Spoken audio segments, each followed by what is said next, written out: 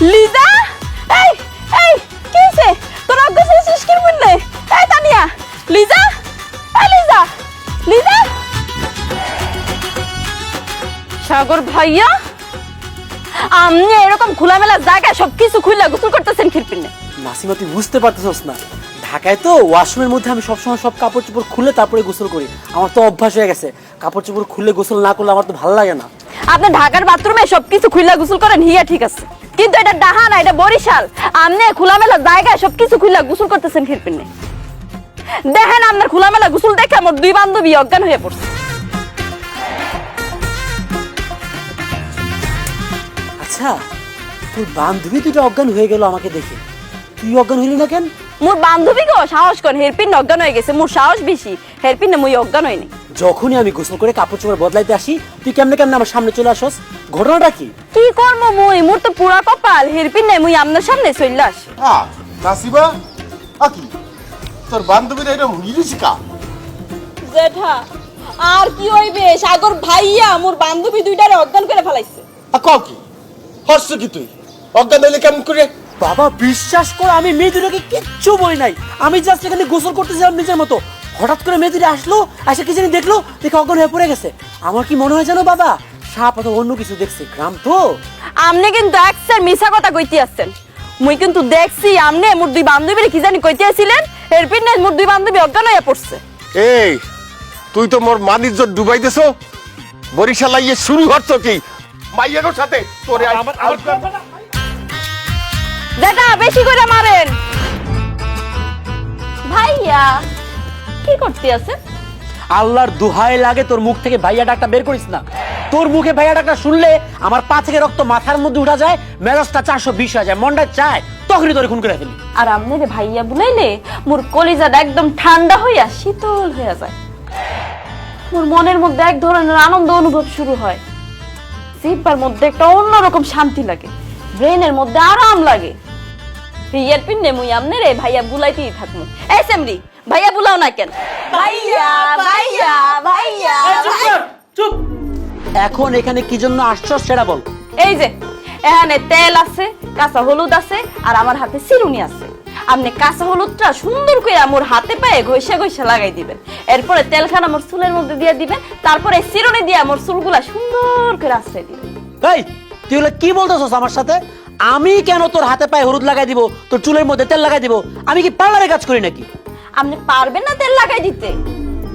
ঠিক আছে, তাহলে মুই এখন জেডারে বুলাইতে আসছি, এরপরে মোর জেডাই আপনার হাত খরচ, বাইকের তেলের খরচ, আপনার পকেট খরচ, এবং কি আপনার খাওয়া দাওয়া বন্ধ হয়ে দিবে।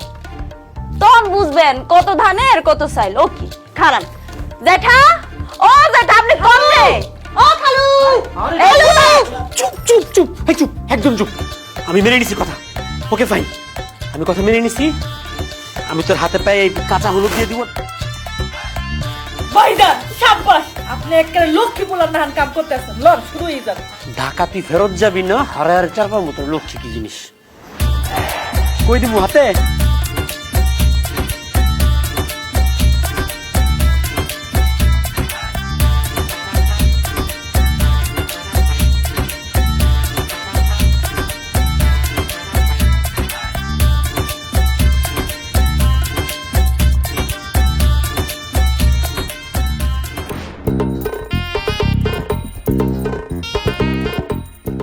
আব্বু মগো দেশে কেন যে এত অভাব, তুই আমি আজকে বুঝতে পারলাম।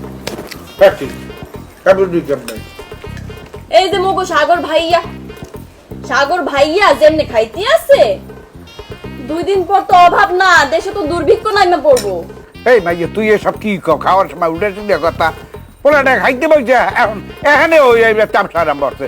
বাজান তুমি খাও তো খাও। চাচা আপনার মেয়েরে বলেন চুপ করতে, সে যদি আরেকটা এরকম বেহুদা কথা বলে আমি খাওয়া বন্ধ করে চলে যাবো, আমি কিন্তু আর আসবো না। আরে বাবারে একটু শান্ত হয়ে খা, মাইয়েটা 2 দিন পরে বিয়ে হয়ে চলে যাবে এই বাড়ি করে, একটু মজা টরা করতে আছে, একটু মজা করতে দেই। শোনেন ওই মুই আল্লাহ তো এই নাসিমার বিয়েটা ঠিক করছি, ওই পোলা দেহার হ্যাঁ মুই আল্লাহ দেখছি, কারণ আমরা যেহেতু আইসেন আল্লাহ আনছে, এখন মুই চাইতে আছি যে ওই পোলাডারে আর পোলাডার বাড়িঘরটা যদি আপনি একটু নিজের চোখে যাইয়া একটু দেখতেইতেন, হেলে মুই একটু ভরসা পাইতাম কাল সকালেই যাবো মানে তুই ওকে খবর করিয়ে দে, যাইয়ে দেখতে আসি। এটাও তো ঠিক, ছেলেটা কেমন, তার বাড়ি ঘর কেমন, আদব কায়দা কেমন, সব দেখার দরকার আছে না? না ঠিক আছে, আপনি যে রাজি হয়েছেন আমি খুব খুশি হয়েছি। তাহলে ওই ইহেরি ভাত খাইয়া তাহলে অগ একটা ফোন দিই, ফোন দিয়া কই যে কাল বেনি হলে মোরা আইতে আসি রওনা দিয়া। হাই মুই ছিলাম ডাহায়, আপনি কার লগে মোর বিয়া ঠিক হচ্ছেন ইয়ে তো মুই দেখলামই না।